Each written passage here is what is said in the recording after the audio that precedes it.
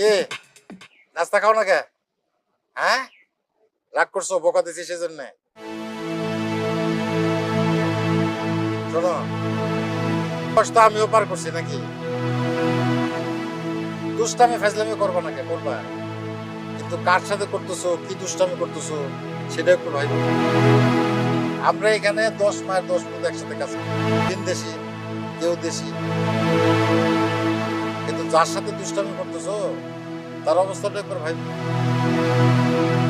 কোন অবস্থা বিদেশ করতেছো জানো না? তো তার অবস্থা তো আমাকে সাথেও খারাপ হতে পারে নাকি? পারে না? বিষয়টা তো এমনি ভাইবা দেখি নাই।